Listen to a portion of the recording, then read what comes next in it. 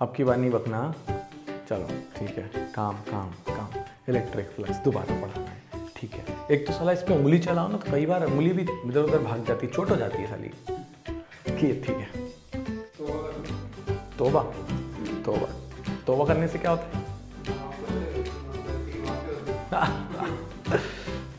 ऊपर वाला वैसे ही माफ कर देता है।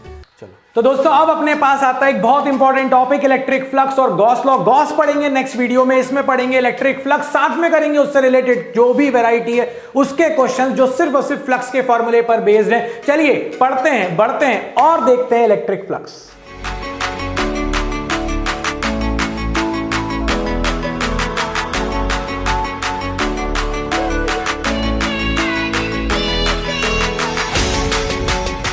तो अगर इलेक्ट्रिक फ्लक्स के कॉन्सेप्ट को सीखना है तो थोड़ा सा पहले चलते हैं अपन और देखते हैं कि इलेक्ट्रिक फ्लक्स होता क्या है, इसकी जरूरत क्या पड़ गई यार अपन को। तो देखो यार, अगर मेरे पास एक चार्ज है Q, इससे एसोसिएटेड इलेक्ट्रिक फील्ड लाइंस अगर मैं देखूं, अगर मैं इसको इंडिया में रखूं, अमेरिका में रखूं, तुम्हारे घर ले जाऊं, अगर इसकी स्ट्रेंथ फिक्स है तो इससे रिलेटेड जो number of electric field lines बाहर निकल रही हैं वो भी फिक्स है। बट अगर मैं आपसे कहूं कि भाई ये मेरे पास एक इलेक्ट्रिक फील्ड है, मान लेते हैं कि ये एक इलेक्ट्रिक फील्ड है, ठीक है।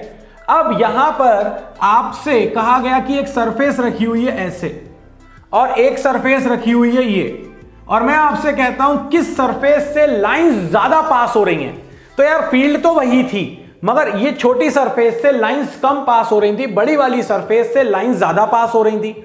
यानी कि मुझे अब एक ऐसी फिजिकल क्वांटिटी के बारे में बात करनी है जो बात करेगी कि किसी सरफेस से कितनी लाइंस पास हो रही हैं।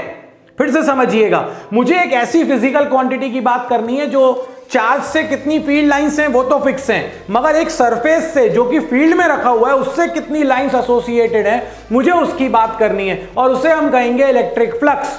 तो अगर मैं कहूं तो इलेक्ट्रिक फ्लक्स क्या होता है, तो electric flux is basically number of electric field lines passing normally through a given surface. अगर मेरे पास एक सरफेस है ये, इस सरफेस से कितनी लाइंस नॉर्मली पास हो रही हैं वो मुझे देती हैं इसकी इलेक्ट्रिक फ्लक्स, ठीक है। नॉर्मल वर्ड को अंडरलाइन करना, ऑप्शंस में भी नॉर्मली हो वो ही ऑप्शन को चूज करना। अगर बोले number of field lines associated with a surface and number of field lines associated with a surface and threading it normally, तो ये जो दूसरा वाला ऑप्शन था ना ये ज्यादा एप्रोप्रिएट है, तो दूसरे वाले पर जाना भाई। चलो तो एक चीज तो यहां पर दिख गई कि फ्लक्स क्या होता है। इसके बाद फ्लक्स जो अपने पास है वो फ्लक्स, अगर सरफेस एरिया छोटा है या ये एरिया छोटा था, ये बड़ा था, छोटे से कम लाइंस पास हुई, बड़े से ज्यादा पास हुई, इलेक्ट्रिक फ्लक्स को फाई से दिखाते हैं। तो भाई एक चीज क्लियर हो गई ना, यहां पर क्या क्लियर हो गई कि अगर मेरे पास एरिया ज्यादा होगा तो इलेक्ट्रिक फ्लक्स भी ज्यादा होगा। इसका मतलब है कि electric flux is directly proportional to area of that surface. कई बुक्स में इसको एस से भी डिनोट करते हैं, तो टेंशन मत लेना, ई ए लिखो या ई एस लिखो, भाई अपन लोग क्या है, बंधना नहीं है अपन को लेटर्स के साथ, ठीक है। अब मेरे पास एक इलेक्ट्रिक फील्ड ये है और एक इलेक्ट्रिक फील्ड ऐसी है। ऑब्वियसली हम पहले पढ़ चुके हैं, जहां इलेक्ट्रिक फील्ड लाइंस पास पास होती हैं वहां इलेक्ट्रिक फील्ड की स्ट्रेंथ ज्यादा होती है। अब बिल्कुल सेम टाइप की सरफेस एक यहां रखी और बिल्कुल सेम टाइप की सरफेस एक यहां रखी, दोनों का एरिया सेम था, है ना। मेरी ड्राइंग पे मत जाओ, ये थोड़ा सा अलग टाइप की होती है, बट मैं बोल रहा हूं तो मेरी भावनाओं पे थोड़ा सा भरोसा करो। यहां पर और यहां पर दोनों पर एरिया सेम है। अगर एरिया सेम है तो यहां पर नंबर ऑफ फील्ड लाइंस दूर दूर है, मतलब इलेक्ट्रिक फील्ड स्ट्रेंथ वीक है, यहां पर स्ट्रांग है। क्यों स्ट्रांग है? क्योंकि लाइंस जो हैं वो पास पास हैं। इसका क्या मतलब हुआ? इसका मतलब यह हुआ कि इलेक्ट्रिक फील्ड यहां पर अगर अपन देखें तो इलेक्ट्रिक फ्लक्स जो है वो इलेक्ट्रिक फील्ड इंटेंसिटी के भी डायरेक्टली प्रोपोर्शनल हो गया। मतलब कि इलेक्ट्रिक फील्ड इंटेंसिटी अगर ज्यादा है तो देखो यहां ज्यादा थी तो फ्लक्स भी ज्यादा है। यानी कि अगर मैं इन दोनों को कंबाइन कर दूं तो इलेक्ट्रिक फ्लक्स का फॉर्मूला आ जाएगा E इंटू ए, और प्रोपोर्शनलिटी कांस्टेंट 1 होता है एसआई सिस्टम में, उसकी टेंशन लेने की जरूरत नहीं है। तुम भैया वापस जाओ, हम लोग पढ़ चुके हैं तुम्हें। चलिए तो भाई electric flux is a measure of flow of electric field lines through a given surface, ठीक है, पहली चीज। दूसरी चीज, इलेक्ट्रिक फ्लक्स जो है वो number of electric field lines जो कि पास हो रही है किसी सरफेस से नॉर्मली। दूसरा इंपॉर्टेंट पॉइंट, अभी स्क्रीनशॉट ले लेना, टेंशन मत लो।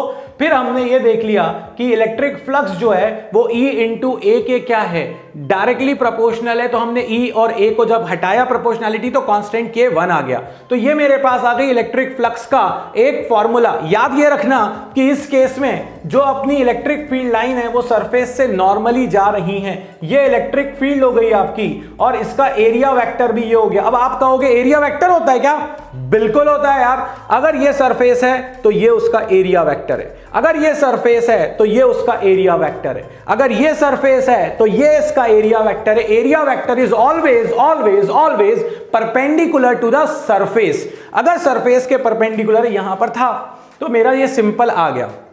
अब देखो यूनिट निकालें, इलेक्ट्रिक फील्ड की यूनिट होती है न्यूटन पर कूलम और एरिया हो गया मीटर स्क्वायर। तो अपने पास newton per coulomb into metre square, या फिर अगर तुम्हें एक फॉर्मूला याद आए जिसमें अपन लोगों ने इलेक्ट्रिक फील्ड की यूनिट निकाली थी volt per metre, E is equal to V/D। पुराने वीडियोस नहीं देख रहे हो तो गड़बड़ कर रहे हो। इंटू एरिया का हो गया मीटर स्क्वायर, मीटर से metre cancel, volt into metre is also one of the unit of electric flux. और ये बहुत अच्छा क्वेश्चन बन जाता है जब MCQ में आता है what which of the following is the unit of electric flux, तो वोल्ट इंटू मीटर उसमें ध्यान से लगा देना। दूसरी बात यह है कि ये स्केलर है और ये खुशखबरी है। अभी कैसे स्केलर है वो भी देखते हैं अपन। देखो भाई, अब यहां पर अभी तक तो क्या करा मैंने, ये सरफेस ले ली और ये फील्ड ले ली, तो एरिया वेक्टर और ये पैरेलल थे। बट किंतु परंतु अगर मैं आपसे कहूं कि नहीं भैया इलेक्ट्रिक फील्ड ऐसी है और एरिया वेक्टर ऐसा है, मतलब कि जो लाइंस जा रही हैं वो सरफेस से परपेंडिकुलर नहीं जा रही, किसी एंगल पर जा रही हैं, तो इस इलेक्ट्रिक फील्ड को आप दो पार्ट में रिजॉल्व कर सकते हो। ये आएगा E cos थीटा और इस तरफ आएगा आपका E sin थीटा। अब खुशखबरी ये है कि E sin थीटा तो पैरेलल ही चला गया, वो तो उसको कट भी नहीं कर रहा। तो कौन सी फील्ड लाइंस कट कर रही हैं इसको, इस सरफेस को? ये कर रही है E cos थीटा।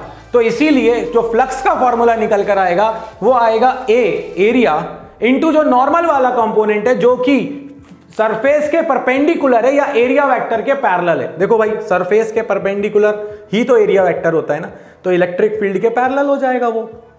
तो ये आ गया अपने पास EA cos थीटा। और अगर E इलेक्ट्रिक फील्ड वेक्टर है, एरिया वेक्टर है, तो जब आप इसका डॉट प्रोडक्ट लोगे तो यार यहां पर ये क्या आ गया, पुराने वाले पाप याद आ रहे हैं कुछ, जिसमें तुम लोगों ने ऐसा पढ़ा था A vector dot B vector is equal to AB cos theta, कुछ पढ़ा था ऐसा? तो अगर वैसा पढ़ा था तो ये E और A cos थीटा बन जाएगा E vector dot A vector which is equal to phi. ये आ गया आपके सामने इलेक्ट्रिक फ्लक्स का फॉर्मूला इन वेक्टर फॉर्म। यहां से क्वेश्चंस बन सकते हैं, बट उन क्वेश्चंस पर जाने के पहले जरा जल्दी से तुम ले लो इसका स्क्रीनशॉट।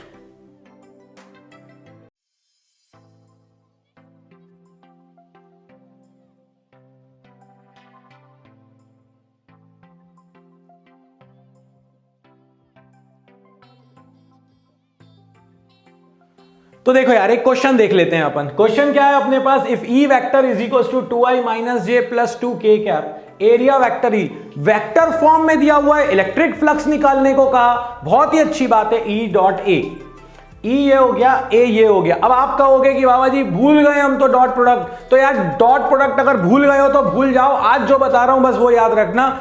जब भी तुम्हें डॉट करना हो तो I वाले कोएफिशिएंट का मल्टीप्लाई कर दो, J वाले का कर दो, K वाले का कर दो। I dot I, J dot J और K डॉट K होते हैं 1। इसके अलावा करोगे डॉट तो वो आंसर आता है 0। तो इसीलिए तुम्हें कुछ नहीं करना, यहां पर I का कोएफिशिएंट है 1, यहां है 2, 1 इंटू 2 2। फिर यहां देखो J का यहां 2 है, यहां J का क्या है अपने पास -1, 2 इंटू -1 इज -2। फिर K का कोएफिशिएंट देखो, यहां है 2, यहां है 3, 3 2 जा 6, -2 + 2 cancel out 6। Answer volt into metre, याद रखना यूनिट। तो ये अपने पास एक वैरायटी और हो गई जो कि डॉट प्रोडक्ट से निकल कर आई और वेक्टर फॉर्म से निकल कर आई। एक तरह से हम ये कह सकते हैं, वेक्टर फॉर्म तो खैर फ्लक्स का बन ही नहीं पाएगा, बट हाँ फॉर्मूला जिसमें डॉट प्रोडक्ट आ रहा था। अब अपन बढ़ जाते हैं कुछ और केसेस की तरफ। 2-3 चीजें हैं जो मुझे तुम्हें बतानी है, उसके बाद जल्दी से 2-3 क्वेश्चंस करेंगे, चीजें हो जाएंगी खत्म, उसके अलावा नहीं आएगा पेपर में, बाबा जी का वादा है। तो बढ़ जाते हैं आगे। क्योंकि इलेक्ट्रिक फ्लक्स एक स्केलर फिजिकल क्वांटिटी है। अब स्केलर फिजिकल क्वांटिटी है तो अपन को यह देखना है कि ये लीव कर रही है जब एंटर कर रही है, क्योंकि फॉर्मूला था EA cos थीटा। अब मैं कैसे निकालूं? तो यार देखो, मैंने बहुत सिंपल तरीके से तीनों पॉइंट को मेंशन कर दिया। When electric flux is leaving the surface, जब वो बाहर निकल रही है। अब ये क्यूब है, यहां से इलेक्ट्रिक फील्ड ऐसे है मान लो। अब इस वाली सरफेस को जिसको मैंने हाईलाइट किया, अगर तुम इसको गौर से देखो तो यहां पर इलेक्ट्रिक फील्ड बाहर की तरफ है और एरिया भी बाहर की तरफ है, दोनों के दोनों ये लीव कर रहा है इस तरफ। अगर इलेक्ट्रिक फील्ड को तुम चाहो लीव कंडीशन में, यहां पर भी इलेक्ट्रिक फील्ड को ले सकते हो, यहां पर भी इलेक्ट्रिक फील्ड को ले सकते हो, बस 90 डिग्री से कम कुछ भी ले लो, वो लीव करने वाला सरफेस ही बनेगा। और जब थीटा 0 से 90 होता है तो कॉस पॉजिटिव होता है। क्यों पॉजिटिव होता है? क्योंकि आप हो फर्स्ट क्वाड्रेंट में। और अगर आप देखो तो अगर कॉस पॉजिटिव हो गया, EA तो थे ही अपने पास मैग्नीट्यूड वाइज, तो फाई अपना पॉजिटिव, मतलब जो इलेक्ट्रिक फ्लक्स किसी सरफेस को लीव करती है वो कंसिडर की जाती है पॉजिटिव, और लीविंग के केस में अपना एंगल होगा एक्यूट। दूसरा महारथी, थीटा की वैल्यू 90 डिग्री। 90 डिग्री मतलब क्या? ये टॉप वाली सरफेस, अभी मैं एक न्यूमेरिकल में यूज करूंगा, ध्यान से पढ़ लो। ये टॉप वाली सरफेस, अगर देखो तो एरिया वेक्टर ऊपर की तरफ है, इलेक्ट्रिक फील्ड आगे जा रही है, इन दोनों के बीच का एंगल हो गया 90 डिग्री। ये देखो, ये वाला एंगल, अगर ये 90 डिग्री हो गया, ये इलेक्ट्रिक फील्ड है, ये एरिया है, cos 90 0, तो इलेक्ट्रिक फ्लक्स भी 0। मानते नहीं है अपन, एक काम करते हैं, मैं तुमसे पूछता हूं, क्या तुम्हें इसमें कोई और सरफेस भी दिख रही है जिससे इलेक्ट्रिक फ्लक्स 0 हो? तो हां दिख रही है, ये बॉटम वाली। इसका एरिया वेक्टर कहां आएगा? नीचे की तरफ, और इलेक्ट्रिक फील्ड इधर है, ऑब्वियसली 0। अगर आपसे मैं कहूं क्या तुम्हें कुछ और भी दिख रहा है क्या, तो तुम कहोगे हां बाबा जी, ये पीछे वाली सरफेस भी दिख रही है हमको। अगर तुम इस ब्लू वाली पीछे वाली सरफेस को देखो तो इस केस में एरिया वेक्टर आएगा बोर्ड से अंदर की तरफ और फील्ड जा रही है आगे, तो उससे एसोसिएटेड इलेक्ट्रिक फ्लक्स भी 0, 90 डिग्री। क्या और दिख रहा है? बिल्कुल बिल्कुल दिख रहा है, मानेंगे ही नहीं अपन तो, दिखता रहेगा जब तक लिखते रहेंगे। ये आगे वाली सरफेस, ये आगे वाली सरफेस को अगर तुम गौर से देखो तो इस केस में हमारे पास एरिया वेक्टर आएगा बाहर की तरफ, फील्ड है सामने की तरफ, एंगल आ जाएगा 90 डिग्री, और जैसे ही 90 डिग्री आया इलेक्ट्रिक फ्लक्स 0। तो क्यूब के केस में सिर्फ 2 ही सरफेस अपन को मिलती हैं। एक सरफेस मिलती है ये वाली जहां से ये एंटर कर रहा है, और एक सरफेस मिलती है यहां वाली जहां से ये लीव कर रहा है। बाकी सब जगहों के लिए इलेक्ट्रिक फ्लक्स 0 है। मैं न्यूमेरिकल में यूज करूंगा, बहुत ध्यान से समझाया है, बहुत जान लगा के समझाया है। आगे बढ़ जाएं, चलो बढ़ जाते हैं। ये केस है एंट्री का, आ जाओ, इलेक्ट्रिक फील्ड अंदर आ रही है और एरिया वेक्टर बोल रहा है मैं तो बाहर। क्यों? क्योंकि फ्लक्स अब अंदर आ रही है। अगर फ्लक्स अंदर आ रही है और एरिया वेक्टर इस डायरेक्शन में है तो एंगल हो जाएगा इन दोनों के बीच में, एक भाई इस तरफ है और दूसरा भाई इस तरफ है। बताओ जरा जल्दी से इनके बीच का एंगल क्या आएगा? एंगल आ जाएगा 180 डिग्री। तो 180 डिग्री मतलब सेकेंड क्वाड्रेंट। अब चाहो तो देखो ऐसा ले सकते हो, तुम इलेक्ट्रिक फील्ड को ऐसा भी ले सकते थे, इलेक्ट्रिक फील्ड को ऐसा भी ले सकते थे, इलेक्ट्रिक फील्ड को ऐसा भी ले सकते थे। तुम जहां लेना चाहे वहां लो, जो भी एंगल आएगा that will be in more than 90 degree. अगर 90 डिग्री से ज्यादा है और 180 के बराबर है या उससे कम है तो कॉस सेकेंड क्वाड्रेंट में नेगेटिव होता है, इलेक्ट्रिक फ्लक्स नेगेटिव। तो इसीलिए जब इलेक्ट्रिक फ्लक्स अंदर आती है तो नेगेटिव, जब इलेक्ट्रिक फ्लक्स बाहर जाती है तो पॉजिटिव। ये हमारे पास है। और जब फील्ड और एरिया वेक्टर के बीच का एंगल हो जाता है 90 डिग्री, उस केस में इलेक्ट्रिक फ्लक्स हो जाती है 0। चाहो तो इनटू वोल्ट इनटू मीटर लिख लो, तो ये हर जगह पर लिख सकते थे। तो ये अपने पास आ गया। मुझे लगता है स्क्रीनशॉट ले लेना चाहिए।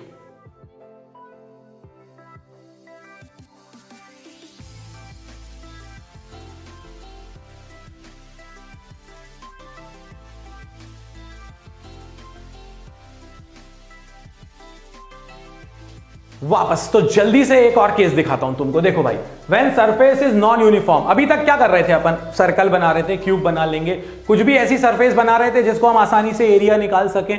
हाँ, एरिया समझ रहे हो ना तुम लोग? मतलब मैं सही डायरेक्शन में जा रहा हूं ना? ऐसा तो नहीं है कि मैं अपने आप से बातें कर रहा हूं इस समय, नहीं ऐसा नहीं है ना मेरे अच्छे बच्चों। एरिया होता है सर्कल का पाई आर स्क्वायर, इस है ना, स्क्वायर का होता है ए स्क्वायर, और कुछ याद आ रहा है, रेक्टेंगल का होता है लेंथ इनटू ब्रेथ, और कुछ हो तो कमेंट में बता देना कि तुम्हें पता है एरिया भी कुछ होता है। खैर, तो यहां पर ये नॉन यूनिफॉर्म था। अब इलेक्ट्रिक फील्ड ऐसी जा रही है, जबकि जब भी कोई नॉन यूनिफॉर्म हो तो अंग्रेजों को याद करो, कच कच कच कच कच, मतलब कि डिवाइड एंड रूल, तोड़ दो, जो हमारे हिसाब से नहीं चलेगा हम उसे तोड़ देंगे, यही तो करते थे ना वो। तो यार यहां पर क्या है, ये सरफेस है। जब भी कभी मेरे प्यारे बायो वालों, जब भी कभी कोई चीज नॉन यूनिफॉर्म हो, हमेशा कैलकुलस पिक्चर में आती है। तो अपन ने क्या किया, बहुत छोटा सा यहां पर अपन ने ले लिया एक एरिया, ये वाला एरिया अगर दिख रहा हो तो ये एरिया। अब ये जो एरिया है इसका एरिया वेक्टर हो गया इस डायरेक्शन में ये, और इलेक्ट्रिक फील्ड हो गई आगे की तरफ, तो इनके बीच का एंगल है थीटा। एरिया बहुत छोटा सा है, तो जो इलेक्ट्रिक फ्लक्स होगी वो भी बहुत छोटी सी होगी, डी फाई का मतलब है छोटा, डेल्टा का मतलब होता है एवरेज, थोड़ा बड़ा, चेंज दोनों है मगर डी फाई छोटा वाला है। ई डॉट ए मगर यहां पर आ जाएगा ई डॉट डी ए, क्योंकि एरिया बहुत छोटा सा है। अब आप गौर से देखो, इसको इंटीग्रेट कर दे। हमने बात हमेशा करी है क्लोज सरफेस की, तो भैया इसमें क्लोज सरफेस की बात करो, यहां लगा दो integration of d phi, integration of phi dot E dot d S. जैसे ये आया तुम्हारे पास डी फाई का integration phi integration E vector dot d S vector, और ये सर्कल जो है ना, ये बताने की कोशिश कर रहा है कि आप क्लोज सरफेस ले रहे हो।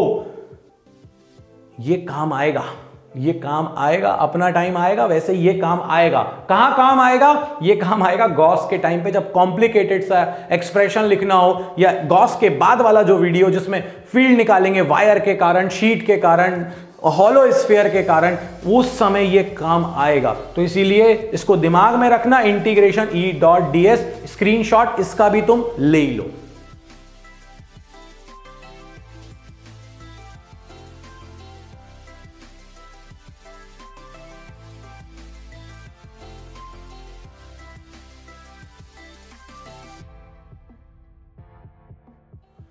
अब एक लास्ट बात बताता हूं तुमको, किसी भी नॉन यूनिफॉर्म फील्ड हो चाहे कुछ भी हो, अगर आपके पास, मेरा कहना ये, जैसे ये देखो, अगर ये एक स्फीयर है, इस स्फीयर के अंदर कोई चार्ज नहीं है, अपन गॉस में बात करेंगे इसकी वैसे तो, बट ठीक है, अगर यहां पर आप गौर से देखो, जितनी लाइंस अंदर आएंगी उतनी ही तो बाहर जाएंगी ना। यहां पर कितनी अंदर आई थी 3, तो कितनी बाहर गई 3, जितनी अंदर आई वो क्या शो करेंगी अपने पास, नेगेटिव, जितनी बाहर जाएंगी वो सब क्या हो जाएंगी, पॉजिटिव। तो नेट इलेक्ट्रिक फ्लक्स, अगर इसके अंदर कोई चार्ज नहीं है और आपने एक सरफेस को एक जगह पर रख दिया है, तो नेट इलेक्ट्रिक फ्लक्स जो आएगा वो हो जाएगा 0। अगर मैं आपसे कहूं ये क्यूब है और आपने इलेक्ट्रिक फील्ड इधर लगा रखी है, और ये इलेक्ट्रिक फील्ड कांस्टेंट है, वेरिएबल नहीं है, वेरिएबल तो मैं इसको इसी वीडियो में एक न्यूमेरिकल कराऊंगा, ये कांस्टेंट है, मतलब फील्ड इस तरफ है। तो आप गौर से देखो, यहां वाली साइड पर जो अपने पास एक सरफेस बन रही है, ये वाली सरफेस से एंटर होगी तो माइनस का ई ए स्क्वायर, माइनस का, मैग्नीट्यूड वाइज दोनों सेम है, मगर ई ए स्क्वायर क्यों, क्योंकि एरिया ए स्क्वायर होगा, ये वाला, और यहां से लीव कर रही है तो ई ए स्क्वायर, तो दोनों का मैग्नीट्यूड सेम, मगर जितना अंदर उतना ही बाहर, इसीलिए नेट इलेक्ट्रिक फ्लक्स 0। तो ये अच्छा एमसीक्यू है, इसका आंसर 0 आता है, इसका भी हम यूज करेंगे आगे जाके। गॉस से और आसान हो सकता है, बट मुझे लगा कि ये केस बता देना चाहिए, इसलिए तुमसे शेयर किया कि अगर अंदर कोई चार्ज भी नहीं है और एक यूनिफॉर्म फील्ड में अगर आपने रखा है एक सरफेस को, तो जितना अंदर आएगा उतना ही बाहर जा रहा है, नेट इलेक्ट्रिक फ्लक्स 0 आ जाएगा। आई थिंक ये आप पॉइंट बनाकर मेंशन कर सकते हो अपने नोट्स में। आगे बढ़ जाते हैं पहले क्वेश्चन की तरफ। क्या है पहला question, given uniform electric field E is equal to 5 into 10 की पावर 3। अब सबसे पहली चीज तो डरने की आवश्यकता नहीं है कि बाबा जी ये क्या है, आई कैप क्यों लिखा हुआ है। अरे भाई, आई कैप मतलब सिर्फ ये बताने की कोशिश कर रहा है कि इलेक्ट्रिक फील्ड की डायरेक्शन एक्स एक्सिस के अलॉन्ग है। Find the electric flux through a square of 10 centimetre. भाई साहब 10 सेंटीमीटर मतलब स्क्वायर, तो उसका एरिया तो तुम तुरंत ही निकाल सकते हो। तो देखो जो तुम्हें गिवन है वो दे रखा है कि इलेक्ट्रिक फील्ड जो है वो है 5 इंटू 10 की power 3 Newton per coulomb, x axis के अलॉन्ग है। ठीक है, सो ये लो भड़ाक से बना दिया अपन ने एक्स वाई एंड जेड, और एक सरफेस जो है वो अपनी 10 सेंटीमीटर स्क्वायर है, उस साइड इस whose plane is parallel to yz, मतलब ऐसा yz में रखा हुआ है, yz के पैरेलल आगे पीछे कुछ भी कर लो, मगर प्लेन जो है वो रखा हुआ है आपका yz में, तो अपन ने यहीं पे मान लिया। अब yz प्लेन का एरिया वेक्टर तो ऐसा होगा ना, yz के परपेंडिकुलर मतलब x, तो इसका मतलब है कि एरिया वेक्टर और इलेक्ट्रिक फील्ड दोनों के बीच में एंगल है 0 डिग्री, तो अपने पास इलेक्ट्रिक फ्लक्स जो है वो कितनी निकल कर आएगी, वो आ जाएगी 5 इंटू 10 की पावर 3 इंटू एरिया, एरिया के लिए 10 सेंटी है, गड़बड़ मत करना, 10 इंटू 10 की पावर -2 मीटर में कन्वर्ट करके स्क्वायर। ये चीज क्या रिप्रेजेंट कर रही है, एरिया, ये क्या रिप्रेजेंट कर रहा है, ई, और एंगल था 0 डिग्री, cos 0 हो गया 1, आपके सामने आंसर आ जाएगा E इज इक्वल टू ये कितना है अपने पास 5 इंटू 10 की पावर 3, और इसको सॉल्व करने पे मिलेगा 10 की पावर -2, आंसर आ जाएगा 50 वोल्ट मीटर। ये आंसर कब आया, जब आपके पास सरफेस ऐसी रखी हुई थी और ये फील्ड x डायरेक्शन में है। अब आपसे ये कहा गया what will be the flux, ये सबसे इंपॉर्टेंट है, through the same square if the plane makes an angle 30 degree with the x axis. कौन बना रहा है एंगल 30 डिग्री, प्लेन बना रहा है या फिर ये सरफेस एरिया वेक्टर बना रहा है, उसने बोला प्लेन बना रहा है। तो देखो गौर से, पूरा का पूरा वही क्वेश्चन है, ये आपके पास हो गया x, ये हो गया आपके पास y, इलेक्ट्रिक फील्ड है इस डायरेक्शन में 5 इंटू 10 की पावर 3, और ये मान लेते हैं कि आपके पास प्लेन है, और ये जो प्लेन है ये x एक्सिस के साथ 30 डिग्री बना रहा है। तो यार इसका जो एरिया वेक्टर आएगा वो एरिया वेक्टर तो इस डायरेक्शन में होगा ना, इस डायरेक्शन में, इसके परपेंडिकुलर अगर दिख रहा है तो ये देखो, ये होगा ना एरिया वेक्टर। अगर ये 30 था तो एरिया वेक्टर और एक्स एक्सिस के बीच का एंगल कितना हो गया, 60 डिग्री, और हमें जो एंगल चाहिए पड़ता है वो ई और एरिया वेक्टर के बीच में ही चाहिए पड़ता है। तो आपका फ्लक्स का आंसर आ जाएगा 5 इंटू 10 की power 3 E into area which is 10 into 10 की पावर -2 का स्क्वायर, क्योंकि सेंटी था मीटर में कन्वर्ट किया, एंगल है 60 डिग्री, तो ये हो जाएगा cos 60 डिग्री। अगर इसको सॉल्व कर दें तो ये आ जाएगा 50, ये तो आ ही चुका था, और cos 60 की वैल्यू 1/2, आंसर आ गया 25 वोल्ट मीटर। ये दूसरे केस का आंसर आया, पहले केस का आंसर था 50, दूसरे केस का आंसर है 25 वोल्ट मीटर, और ये आपके सामने ब्यूटीफुल सा एक क्वेश्चन सॉल्व कर दिया हमने। चलिए वापस दिखा देता हूं इस क्वेश्चन को ताकि आप इसका ले सको स्क्रीनशॉट, याद से इसका स्क्रीनशॉट ले लो, दूसरा पार्ट अपन खुद कर सकते हैं, सिर्फ एंगल बदलाया है, पहले लो स्क्रीनशॉट।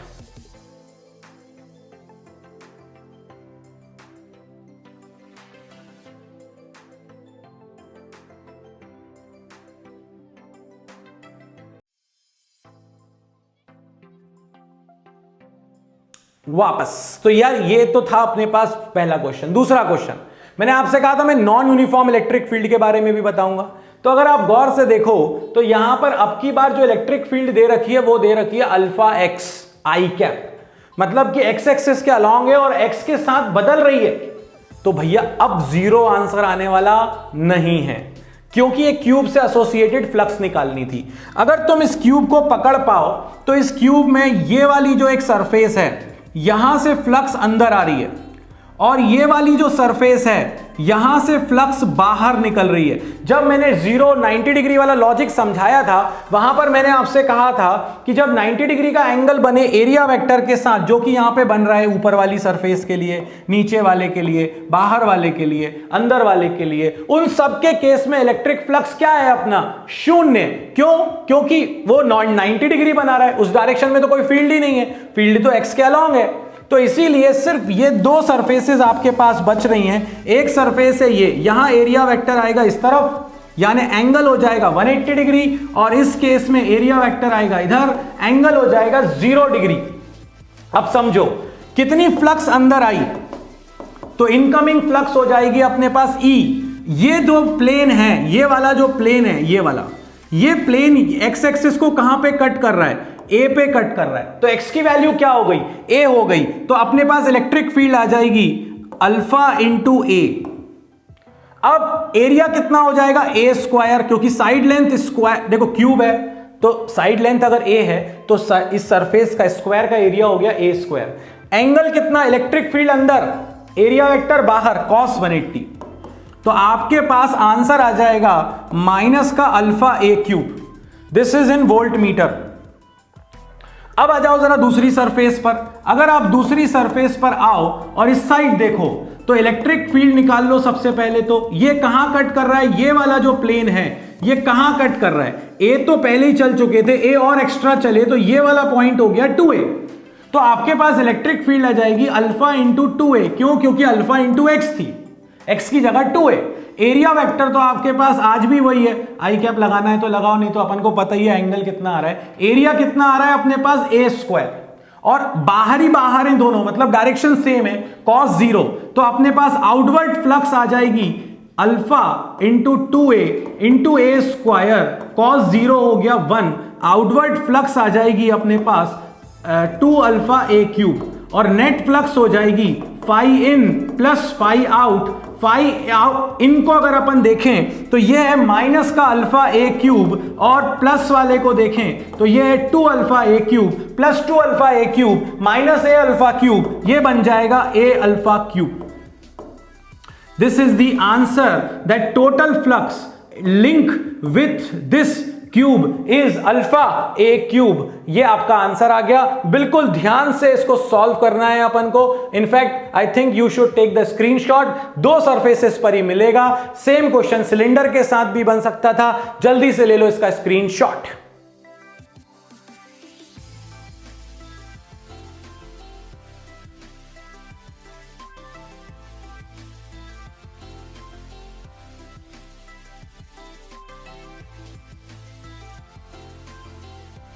वापस तो यार ये जो था ये इलेक्ट्रिक फ्लक्स की एक्स वाई जेड सब थी। मैंने तुम्हें डॉक्टर इलेक्ट्रिक फ्लक्स बना दिया है। अब इस टाइप के जब भी क्वेश्चंस आएंगे तो तुम कर लोगे। नेक्स्ट वीडियो बहुत ज्यादा इंपॉर्टेंट है जब अपन बात करेंगे गॉस की। तो इस वीडियो में तो इतना ही, मगर लाइक शेयर सब्सक्राइब करना बिल्कुल मत भूलना। बाबा जी तुमसे बोलते रहते हैं और मुझे लगता है कि तुम कर भी रहे होगे, और इस बार की प्लेज में बहुत इंजॉय कर रहे होगे। That is I am 100% sure. तो इस वीडियो में इतना ही। जय हो।